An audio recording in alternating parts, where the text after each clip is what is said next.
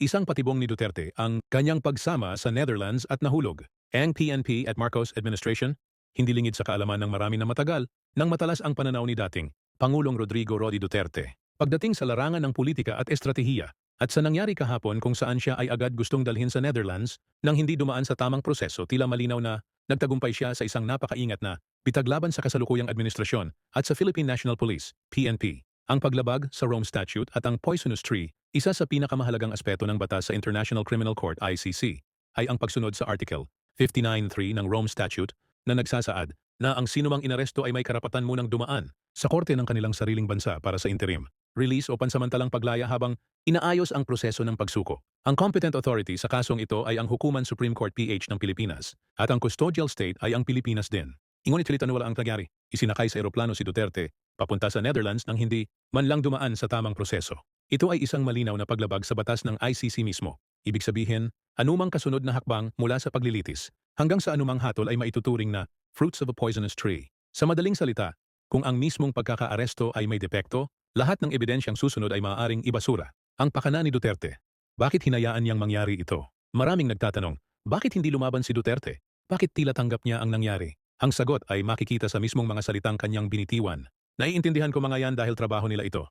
This is why it has come to an end. Isang pahayag na puno ng kahulugan. Ipinapakita nito na alam niyang darating ito at hinayaan niya ito mangyari hindi dahil wala siyang magawa, kundi dahil gusto niyang ilagay sa alanganin ang PNP, ang ICC at ang Administrasyong Marcos. Ang mensahe ay malinaw.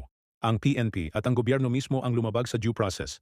Hindi siya. Sa ganitong paraan, hindi lang niya napakita ang kahinaan ng kasalukuyang administrasyon, kundi inilagay rin niya sa peligro ang mismong kaso laban sa kanya. Paano nahulog ang Marcos admin at PNP sa bitag? 1. Pagsunod ng PNP ng walang due process. Sa halip na siguruhing dumaan sa Korte ng Pilipinas, agad nilang isinuko si Duterte sa ICC. Isang hakbang na labag sa batas na kanilang sinusunod.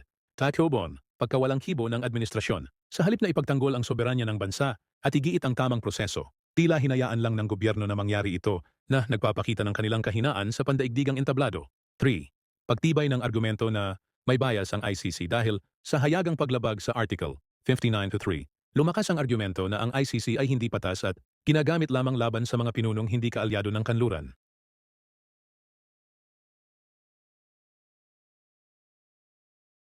Ano ang posibleng mangyari ngayon? UN Security Council Intervention. Yung mga bansang tulad ng Russia at China ay maaaring kumilos upang suspindihin ang ICC proceedings laban kay Duterte gamit ang paglabag sa Article 59.3 bilang matibay na batayan. Pagkawasak ng kredibilidad ng ICC. Kung ipagpipilitan ng ICC ang kaso laban kay Duterte, may maaaring tuluyan itong mawalan ng kredibilidad, lalo na kung mapatunayan na ito ay naging isang kasangkapan lamang ng politika. Kawalan ng legal na basehan sa kaso dahil sa fruits of a poisonous tree doctrine, posibleng maibasura ang kaso laban kay Duterte na magbibigay sa kanya ng isang makasaysayang panalo kahit pa nasa Netherlands na siya, isang matagumpay na estratehiya sa unang tingin, maaaring isipin ng iba na si Duterte ay talunan sa sitwasyong ito. Pero sa mas malalim na pagsusuri, lumalabas na siya ang tunay na nagwagi.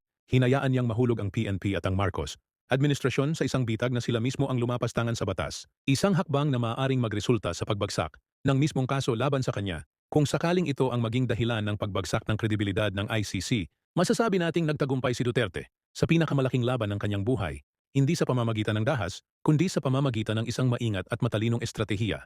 Ngayon lumalabas na mas naging matalino si Duterte laban sa mga kaaway na nagmamadaling pabagsakin siya. Dahil dito lalong lumakas si Duterte dahil sa talino, ang kanyang pinairal at hindi galit. Kayo mga kababayan, ano ang opinyon nyo sa kalagayan ngayon ni Tatay Digong?